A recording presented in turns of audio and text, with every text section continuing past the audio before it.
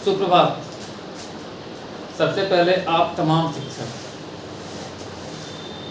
नेहा जी, प्रिया जी, सानिया जी, संजू जी, खुशबू, स्वाति, नंदिनी, चांदनी, स्वीटी, विशाल, प्रियांशु, विकास, चंदन, रोशन, शिवम और मनीष, सबको मेरी ओर से बहुत बहुत शुभकामनाएं, क्योंकि आपके चलते रोज़ हमको कुछ न कुछ सीखने को मिलता है।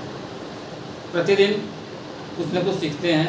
ये अलग बात है कि आप अच्छे क्वालिटी के शिक्षक अभी तक नहीं हैं, क्योंकि आपका क्वेश्चन कम आता है।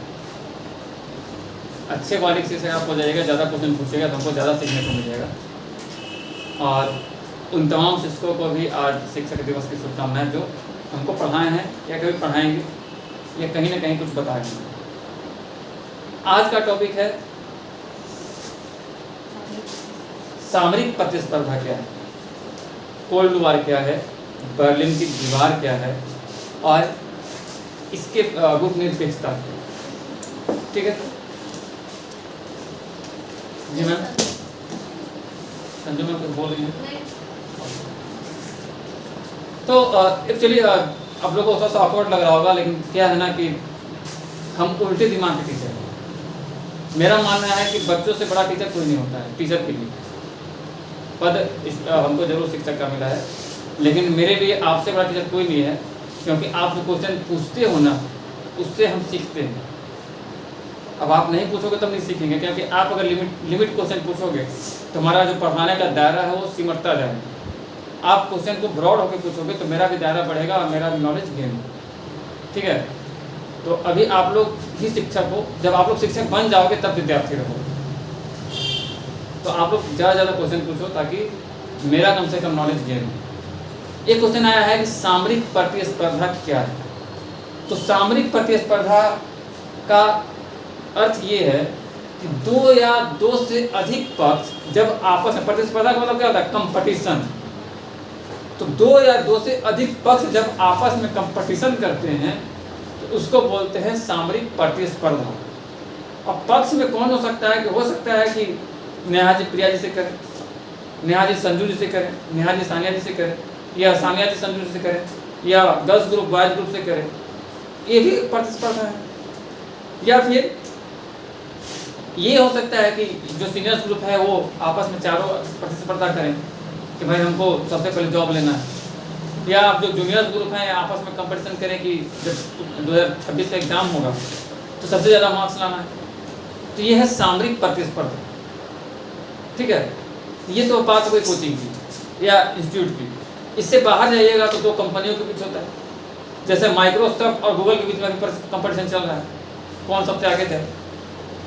ना माइक्रोसॉफ्ट पीछे हटने को तैयार है, ना गूगल पीछे हटने को तैयार है। उसमें एक और एंट्री मार दिया है AI, तो वहाँ भी प्रतिस्पर्धा है। अगर देश की बात की जाए तो अमेरिका और चाइना के बीच जबरदस्त प्रतिस्पर्धा चल रही है। तो इसी चीज़ों को कहते हैं सामरिक प्रतिस्पर्धा। किसी को कोई संदेह, कोई प्रश्न? कोई प्रश्न है? खुशबू, मनीष? दूसरा प्रश्न आया है कि गुट निरपेक्षता क्या है। तो द्वितीय विश्व युद्ध हुआ था 1939 से 1945 और 45 के बाद ही दुनिया जो है वो दो गुटों में बट गई। अब क्या है कि यहाँ पे क्वेश्चन और आता है कि जब आप MCQ बनाते हैं कोल्ड वॉर का, तो कहीं कहीं आंसर 1947 देता है, कहीं कहीं 1945 देता है। सही क्या है? तो अगर सही बातों में सही माना जाए तो सही तो 1945 ही होगा, लेकिन 47 इसलिए देता है कि उस अमेरिकी लेखक जो थे बर्नार्ड बारूक, उन्होंने उस 47 तक ये स्थिति शब्द की कल्पना कर दी थी। स्थिति शुरू हो गया था, लेकिन इसको कोल्ड वॉर नाम किसी ने नहीं दिया। नाम दिया था बर्नार्ड बारूक ने। उसके बाद फिर एक और क्या नाम था उनका? Walter Lipman. ठीक है, तो 1947 इसलिए माना जाता है, लेकिन 1945 जो है वो 99% दूध है। ठीक है, लेकिन 1947 वाला जो है उसमें 10% मिलावट मान लो, तो 100% हम लोग 100% वाला देंगे ना, तो 1945 ही मारेंगे किसी परिस्थिति में। हाँ, अगर वो विकल्प नहीं रहा तब 1947 में, जैसे कल हड़प्पा में चावल था ना, वैसे ही कोल्ड वार में 1947 और 1945 होगा। और ये बहुत सारे क्वेश्चन में आपको मिलेगा। तो गुट निरपेक्षता क्या है? तो इसको बोलते हैं नॉन अलाइंड मूवमेंट नैम, ठीक है। तो जब दुनिया दो गुट में बटा, तो एक गुट था पूंजीवादी और एक गुट था साम्यवादी। तो पूंजीवादी में कैपिटलिस्ट और साम्यवादी में कम्युनिस्ट, सोशलिस्ट नहीं, समाजवादी में सोशलिस्ट होता है, कम्युनिस्ट। तो दो आइडियोलॉजी तो हो गई। तो तीसरी आइडियोलॉजी थी जो नया नया आजाद हुए थे, जैसे भारत गुलाम था ना, कब तक? भारत कब तक गुलाम था? 26 जनवरी 1950 तक। नेहा जी बोल रही हैं कि 26 जनवरी 1950 तक। हम इस बात से डिसएग्री करते हैं। चांदनी जी,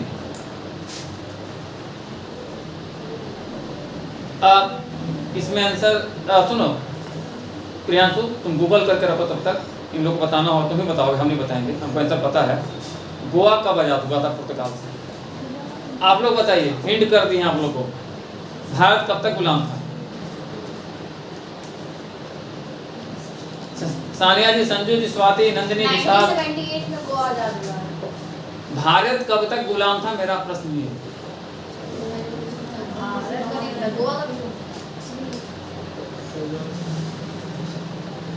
भारत में गोवा नहीं है क्या? अंग्रेजों से भारत आजाद हो गया था। आपका जो आंसर है जी, जो आपका आंसर है वो भारत अंग्रेजों से आजाद हुआ था। लेकिन भारत सिर्फ अंग्रेजों का उपनिवेशक नहीं था, ये डचियों का भी था, पुर्तगालों का भी था। तो पुर्तगाल से आजाद नहीं हुआ था भारत, मतलब। तो ये चीजें आपको समझनी होगी। जैसे आप अपना लेवल बढ़ाओगे ना, तो क्वेश्चन का मीनिंग को समझना होगा। अगर आप 10th 12th के बच्चे हो तो आप कह सकते हो 1947 में आजाद हुए। लेकिन जैसे ही आप लेवल ऊपर करोगे, तो फिर आपको देखना होगा कि सिर्फ हम अंग्रेज से आजाद हुए थे, पुर्तगालियों से आजाद नहीं हुए थे। वो कब आजाद हुआ था? देखिए 1961 वो राज्य बना था 78। तो यहाँ तक क्लियर है। 87 माफ कीजिएगा, सॉरी, 87 बना था, 78 में।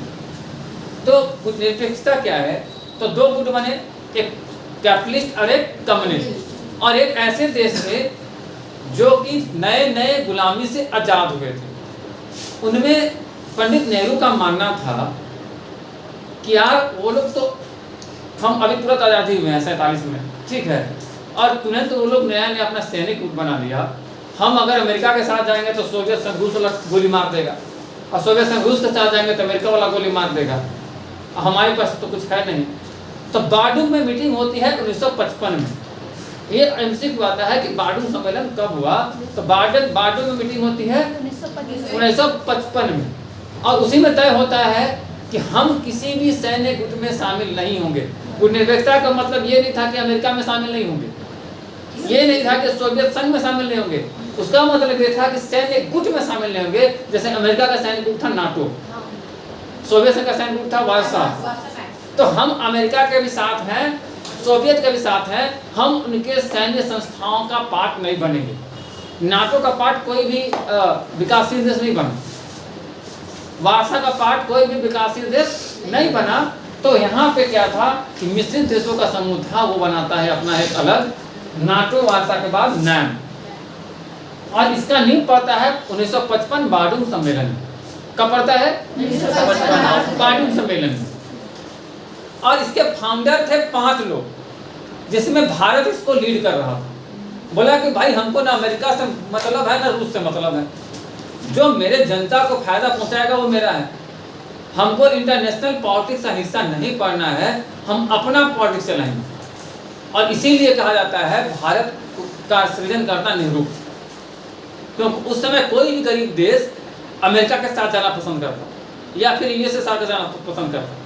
लेकिन इनका एक स्टेप जो 1955 में लिया गया, आज उसका ये परिणाम है कि दुनिया के आधे से ज़्यादा देश आज इस ग्रुप में, नैम में। 5 देशों से शुरू हुआ खेल, आज जब 2025 में आप हैं तो 116 तक पहुंच गया। पहले 25 थे। अब 5 देशों से शुरू हुआ खेल, यानी कि 1955 के बार्डूम सम्मेलन में 5 लोग लीड कर रहे थे। वो 5 थे इंडिया, यूगोस्लाविया, मिस्र घाना और इंडोनेशिया। इंडिया से भारत के प्रधानमंत्री थे नेहरू।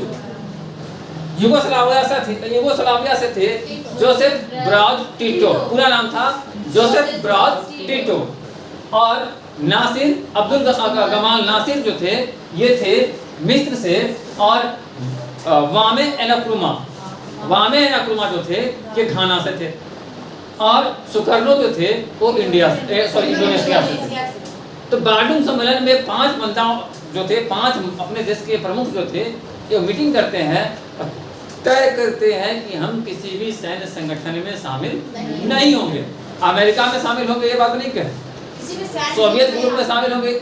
यहाँ पे सोवियत ग्रुप और अमेरिकन ग्रुप का विरोध नहीं था, यहाँ विरोध था सैन्य संगठनों का। ठीक है सर, मिस्र में कौन थे? मिस्र में थे अबुल गमाल नासिर। ये 5 लोग थे और इन्होंने बनाया नॉन अलाइंड मूवमेंट, वो निरपेक्ष आंदोलन। और ये वो देश थे जो कभी न कभी किसी न किसी के उपनिवेश थे। उपनिवेश का मतलब गुलाम। गुलाम थोड़ा शब्द खराब लगता है, तो अपनी इज्जत बचाने के लिए हम लोग उसको बोलते हैं उपनिवेश। इससे ये तो 43 से 50 के बीच क्या हुआ प्रियांशु जी? सर, इसमें कौन था घाना में? सामने लिखा हुआ है वामे एनक्रुमा घाना में है और सुकर्नो इंडोनेशिया में। और फिर भी अगर कोई दिक्कत होगा तो क्लासेस लाइव हैं, आप वीडियो में देख के लिख लीजिए, क्योंकि अगर समझिएगा नहीं, लिखने में अगर रह जाइएगा अभी तो फिर आपके लिए समस्या होगी। तो कहने का मतलब है कि 1955 में जब बार्डुम में सम्मेलन हुआ तो वहाँ पे संगठन बना। तो 1945 से 60 के दशक में अपनी इज्जत बचाने के लिए लोग अपने आप को गुलाम नहीं करते थे। क्या कहते थे? उपनिवेश कहते थे, क्या कि मेरे यहाँ इन्वेस्टर आया था, हम उनका गुलाम बन गए। आज भी हम गुलाम हैं, आज भी हम गुलाम हैं, बस नाम बदल दिए। आज क्या हो गया है कि अब हम उपनिवेश नहीं हैं, नौ उपनिवेशवाद के शिकार हैं। अब ये इसलिए बता दें कि एग्जाम में आता है कि नौ उपनिवेशवाद क्या है, खास करके इकोनॉमिक्स और पॉलिटिकल साइंस के बच्चे इसको ध्यान से सुनेंगे। क्वेश्चन आता है उपनिवेशवाद और नौ उपनिवेशवाद में क्या अंतर है। तो उपनिवेशवाद जो था वो किसी देश के अधीनता था, गुलामी था, जैसे भारत 1947 के पहले इंग्लैंड का था। और नौ उपनिवेशवाद जो है ये आर्थिक गुलामी है। हम अगर आपको 50,000 रुपया दे दिए और आपकी कैपेसिटी नहीं उसको वापस करने की, तो हम जो बोलेंगे आपको करना वही होगा। सपोज करो कि इंडिया में किसी कंपनी का नाम ले लो, कोई भी ग्रुप का कंपनी हो, और वो इंडियन गवर्नमेंट को हजारों करोड़ रुपए इन्वेस्ट करके देती है, तो वो इंडियन गवर्नमेंट का जो सरकार होगा, पीएम होगा, वो देश वो नहीं चलाएगा, वो कंपनी चलाएगी। तो इसको बोलते हैं नौ उपनिवेशवाद। तो वर्तमान में भारत जैसे जो विकासशील देश हैं ये नौ उपनिवेशवाद का शिकार है। चाहे तो वर्ल्ड बैंक से कर्जा लिए, चाहे तो अमेरिका से लेकर बैठे हुए हैं, चाहे तो IMF से लेकर बैठे हुए हैं, चाहे किसी पड़ोसी के साथ लेकर बैठे हुए हैं। अब आप किसी से कर्जा लेकर उसको आंख दिखा सकते हैं? जो आपको कर्जा दिया है वो आपसे तो ज़्यादा ताकतवर होगा ना।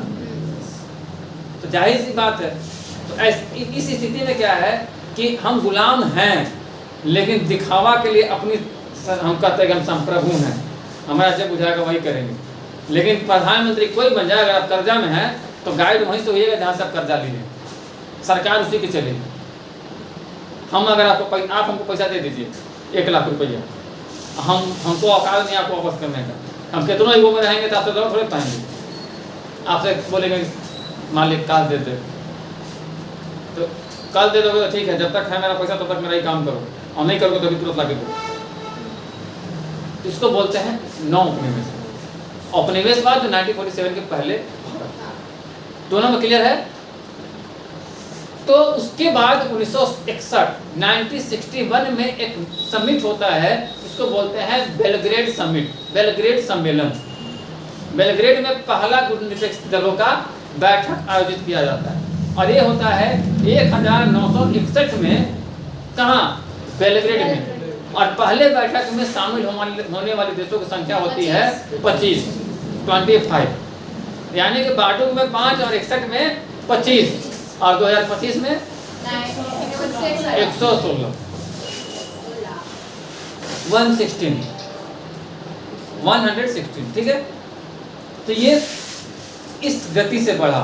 अब ये बनाया क्यों गया था, इसका उद्देश्य क्या था? तो पहला उद्देश्य था कि हमारा जो नीति होगा, पॉलिसी होगा, वो स्वतंत्र होगा। हमको घंटा फर्क नहीं पड़ता है कि अमेरिका में क्यूबा मिसाइल संकट हो रहा है कि क्यूबा में यूएसएसआर संकट हो रहा है। हमको जो बुझाएगा हम वही करेंगे। अमेरिका वाला अपन घरे भात बनैले है कि रूस वाला रोटी, हमको उससे मतलब नहीं है। हम तो अपना घर पनीर और मस्त चाउमीन बनाएंगे और चपाचप खाएंगे कड़कड़ा। अच्छी बता रही है संजू मैम। इंडियन फूड नहीं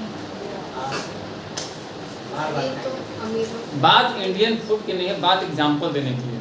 और अब जब इंटरनेशनल ऑर्गेनाइजेशन बनाते हैं और जब आपके साथ 116 देश होते हैं और आप उसके लीडर हो, तो आपकी जिम्मेवारी है कि आपको 115 देशों के भावनाओं का कद्र करना हो। अब हमारा जो मुख्य भोजन है वो है सतुआ, महुआ, घाटा, माठा। अब ये खिलाओगे विदेशियन के, तू तो ससुरा पकड़ाइए जाएगा। कल ही पता चला कि कांके बने हुए 100 साल हो गया है।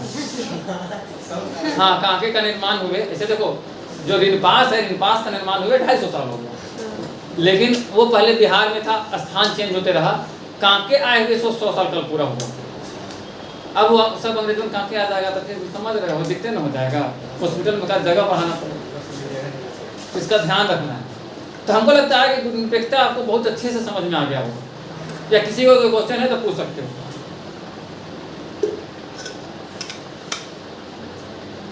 हाँ, किसका बोलो। उपनिवेशवाद क्या होता है? उपनिवेशवाद, जो हम गुलाम थे, यानी कि 1947 से पहले जो था ना, वो उपनिवेशवाद था, यानी कि पूर्णतः गुलामी। और नौ उपनिवेशवाद है आर्थिक गुलामी। इसको ऐसे समझो। क्लियर है? और कोई नहीं ना? अगला क्वेश्चन है, बर्लिन का दीवार क्या है? क्योंकि यहाँ पे बहुत सारी घटनाएं घटी हैं और ये कोल्ड वॉर का जो है ना सिंबल है, शीत युद्ध का सिंबल है। और ये शुरू होती है बर्लिन की दीवार की कहानी 1948। 1948 में होता क्या है कि जर्मनी का राजधानी है बर्लिन। जर्मनी को टुकड़ों में बांट दिया जाता है अपने फायदे के लिए, क्योंकि जर्मनी विश्व युद्ध हार गया था। हारा था ना, जीता था। तो उसको टुकड़ों में बांट दिया जाता है, लेकिन उसके जो अधिकतर टुकड़े होते हैं वो होते हैं सोवियत संघ, रूस के पास। और कुछ जो बचे हुए टुकड़े होते हैं उस पर कब्जा करते हैं अमेरिका, फ्रांस, ब्रिटेन और ब्रिटेन। तो जो सोवियत संघ, रूस का जर्मनी था, उसको बोला गया ईस्ट बर्लिन, पूर्वी बर्लिन। और जो जर्मनी का हिस्सा इन तीनों देशों के बीच था, कैपिटल के पास था, उसको बोला गया पश्चिमी बर्लिन। बर्लिन जो है वो राजधानी, कहाँ का राजधानी है? जर्मनी के जर्मनी का राजधानी। देखो एक्चुअली क्या है ना कि कभी कभी बचपना वापस आ जाता है, और हमको लगता है कि बचपना हर इंसान में जिंदा रहना चाहिए मरते दम, क्योंकि जिस दिन बचपना खत्म आपका जिंदगी खत्म, आप एक कंकाल का समान। तो बचपना को ही मत मरने देना। जल्दी सिंसियर हो जाओगे, घर वाले घर पे लात मार के भगा देंगे कि लड़का जवान हो गया, जॉब कमाल खत्म। इसलिए बचपना को बरकरार रखें। तो 1948 में जो बर्लिन का विवाद होता है, उसके बाद 1949 में इसका विभाजन होता है। उसमें इसको 4 पार्ट में विभाजित हो गया। अधिकतर हिस्सा सोवियत के पास और बाकी जो 3 हिस्सा है वो अमेरिका, रूस और अमेरिका, फ्रांस और ब्रिटेन के पास। चारों क्लियर हो गया। उसके बाद पश्चिमी हिस्सा का नाम रखा है federal Republic of Germany, FRG। पश्चिमी जर्मनी को क्या बोलते हैं? FRG, federal Republic of Germany, FRG। और सोवियत नियंत्रित यानी कि जो ईस्टर्न जर्मनी था उसको क्या बोलते हैं? German democratic Republic. इसको शॉर्ट में बोलते हैं GDR। ट्रेन वो है ना GDR ये हो गया ईस्ट जर्मनी।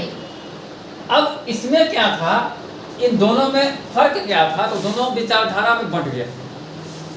एक राजनीतिक रूप से अलग था, वैचारिक रूप से अलग था, आर्थिक परिस्थितियां भी अलग थी, मतलब एक जगह कैपिटलिस्ट था, एक जगह कम्युनिस्ट था, और वैचारिक विवाद, थिंकिंग, आइडियोलॉजी सब कुछ बदल गया।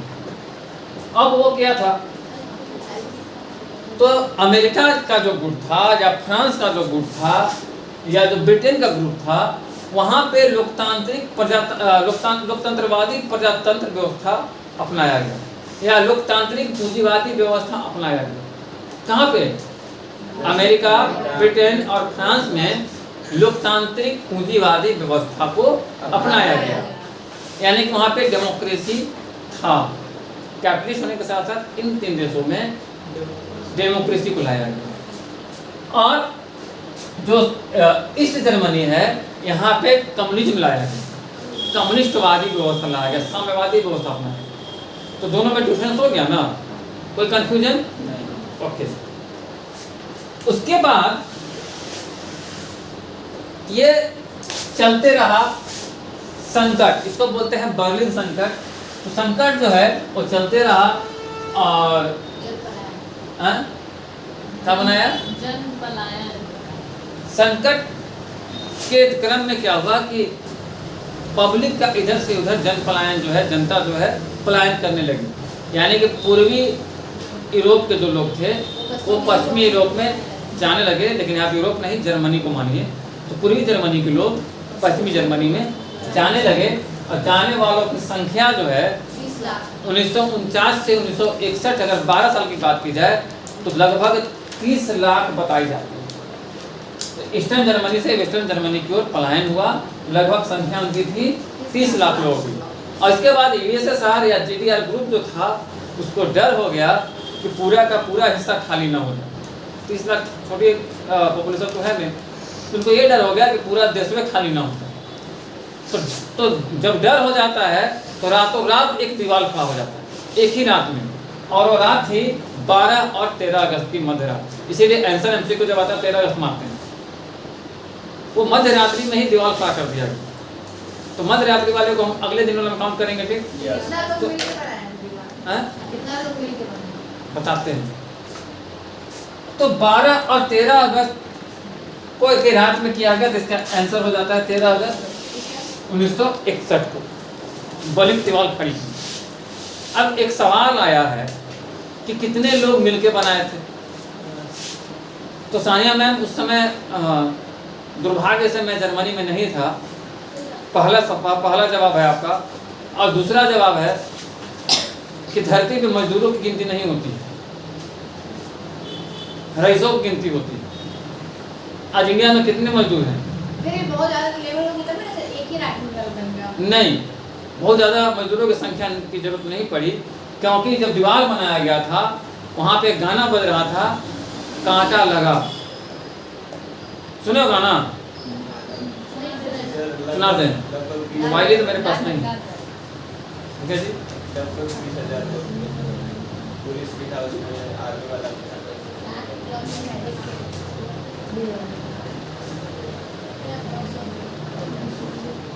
तो वहाँ पे एक गाना बजाए लोग,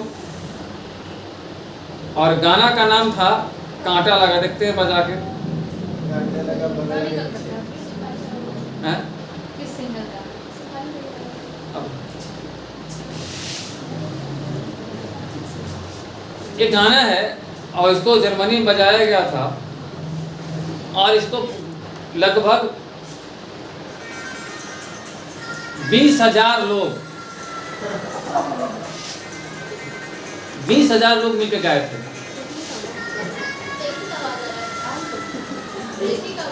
हैं? हैं?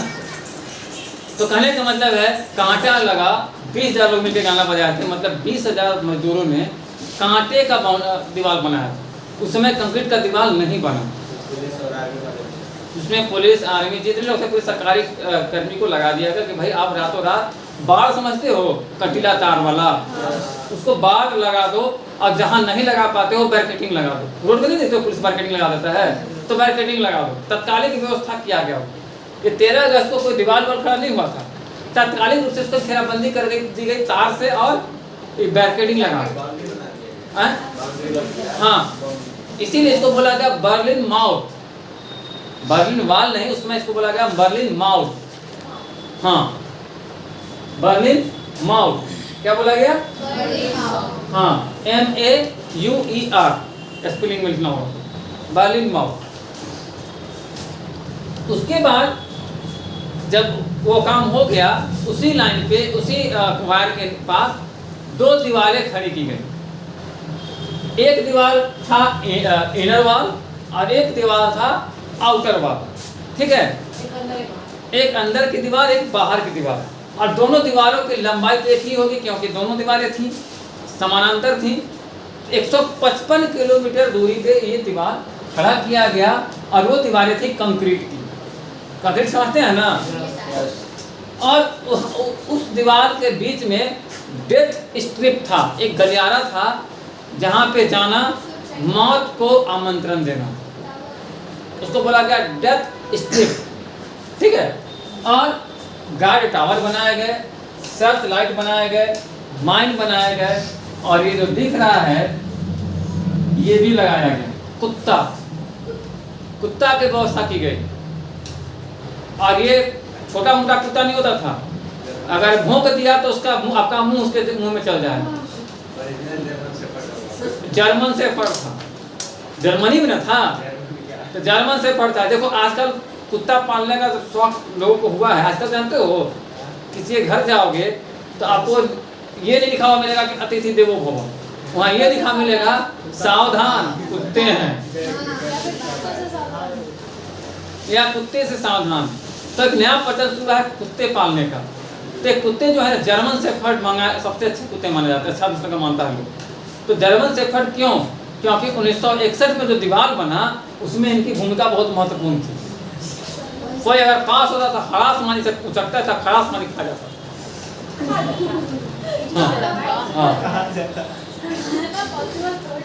हाँ, चबा देता। तो इसी बीच एक आदमी था, उसका नाम था गुंथर लिटकिन, और 24 अगस्त 1961 को वो डेथ स्टेज से पार करना चाह रहा था, तो गोली मार दी गई, और वो पहला हत्या माना जाता है। लेकिन चर्चा में आता है पहला हत्या के रूप में उसका नाम था पीटर फेस्चर, क्योंकि वो जा रहा था अपने बॉयफ्रेंड के साथ। अपने बॉयफ्रेंड, देखो पहला हत्या तो हुआ था गुंथर लिटकिन की। क्या हुआ? समझा रहे हैं। पहला हत्या हुआ था गुंथर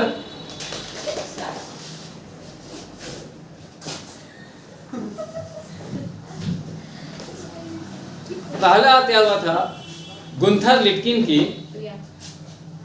ठीक है? पहला हत्या हुआ था गुंथर लिटकिन की। लेकिन होता क्या है कि जो गुंथर लिटकिन है ये आसानी से गोली मार दिया गया, बेचारा मर गया, तो उतना विवाद नहीं हुआ। एक आदमी था, उसका नाम था पीटर फेस्चर, वो अपने बॉयफ्रेंड के साथ पार कर रहा था, सोचा कि अकेले कह रहता है। हाँ, कहाँ गया? कोई लड़की था। पीटर फेस्चर एक लड़का था, वो अपने बॉयफ्रेंड मतलब पुरुष मित्र के साथ देश को क्रॉस कर रहा था।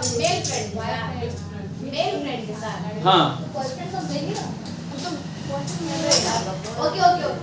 और ये डेट था 17 अगस्त 1962। कब था? अब 17 अगस्त 1962 को होता क्या है कि जब पार करने लगता रहता है तो इसको गोली मार देता है फिशर को, और गोली इसको लगता है तो फिर भी भागने का प्रयास करता है। वो जो कंटीला वायर है ना, वहाँ जाके फंस जाता है, और 50 मिनट तक एक गाना गाता है। नहीं, लगा हवेली के नीचे। अब देखो मोबाइल मिला है कि सर गाना बजा के सुना, कौन सा गाया था?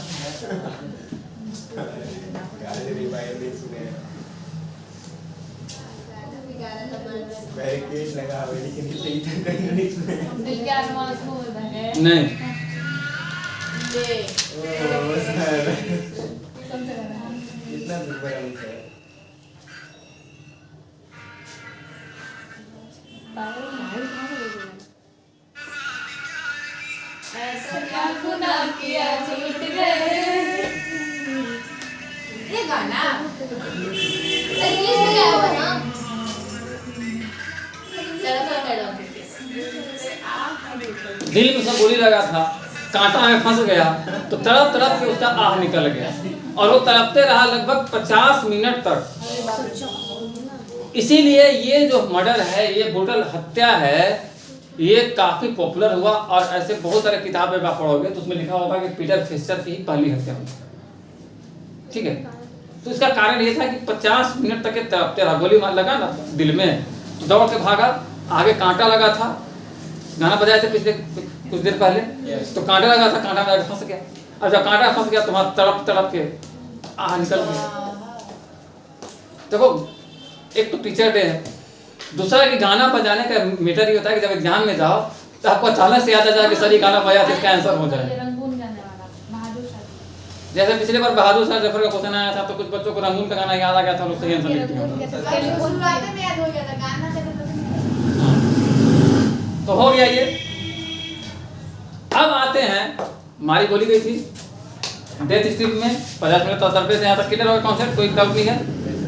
इसके बाद है कि ये दीवार जो था इसकी लंबाई चौड़ाई कितनी है, तो पूर्वी सीमा की दीवार को कहा गया इनर वॉल, पूर्वी सीमा की दीवार को क्या कहा गया इनर वॉल, और एंटी फैसेसर स्कच वॉल उसको अंग्रेजी में कहते हैं, जिसको हिंदी में कहते हैं फांसीवाद विरोधी सुरक्षा दीवार, फांसीवाद विरोधी सुरक्षा दीवार, और इसकी लंबाई थी 155 किलोमीटर, अगर मील में बात की जाए तो 36 मील होगी, और अगर बात की जाए ऊंचाई की तो 3.6 मीटर इसकी ऊंचाई थी, और अगर हाइट में बात की जाए तो 12 फीट लगभग इस दीवार की तरह, और अगर मोटाई की बात की जाए तो उसकी मोटाई ज़्यादा नहीं थी, मोटाई जो थी वो मात्र 0.3 से 0.5 मीटर थी, यानी कि 1 से 1.5 फीट का, 1 फीट कितना होता है, 1 फीट कितना होता है, 1 से 1.5 फीट का था, यानी कि जो मोटाई था दीवार जो मोटा था वो ज़्यादा नहीं था, क्योंकि ज़्यादा मोटा होगा तो लोग उस पर चढ़ के दौड़ सकता था।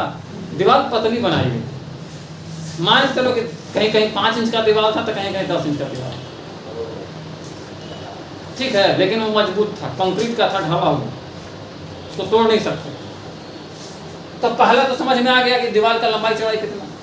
दूसरा दीवार को बोलते हैं आउटर वॉल, यानी कि बाहरी दीवार, इसकी लंबाई तो समानांतर होगी 155 किलोमीटर, चौड़ाई जो है वो है 0.5 मीटर जो चौड़ाई दीवार का है, और ऊंचाई जो है 3 से 4 मीटर, कहीं 3 मीटर कहीं 4 मीटर। मैंने पहले कि मिस्त्री जो होगा ना थोड़ा सा कम पढ़ा लिखा होगा, कहीं मोट प्लस्तर कर दिया, कहीं पतली प्लस्तर कर दिया, तो ससुरा दीवार को कहीं मोट कहीं पतली ऐसा नहीं देते, घरों पर गुनाह होता था। और कुतवाल का कहानी तो बताइए दिए। तो इस दोनों दीवार, प्रियांशु बोला कि दोनों दीवार के बीच में डिस्टेंस कितना था, जो डेथ हिस्ट्री था वो कितना था, तो अलग अलग जगहों पे वो अलग अलग था, कहीं 30 मीटर था, कहीं 50 मीटर था, कहीं 100 मीटर था, यानी कि वो बरगोना जो था ना वो नक्शा कहने से नहीं बनाया था, कहीं कुछ बना दिया कहीं कुछ बना दिया, बदगोनिया बोलते हैं उसको, नहीं नक्शे को उसको बोलते हैं टेढ़ भाकुज, हाँ टेढ़ भाकुज, प्रिया मैम बता रही है टेढ़ भाकुज। तो चलिए बने रहिए, अब अगले क्लास में नेहा मैम इकोनॉमिक्स लेके आएंगे, संजू मैम संस्कृत और सानिया